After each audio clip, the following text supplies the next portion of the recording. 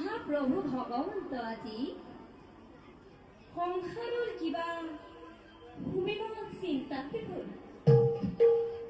গ্ৰহণ কৰি নাৰদৰ ভক্তিৰ অঞ্জলি বেকত কৰকচোন প্ৰভু নাৰাখি কপট সৃষ্টি পালকৰ হৃদয়ৰ বিমৰ্ষতাৰ কাৰণ আহা দেৱকী প্ৰভু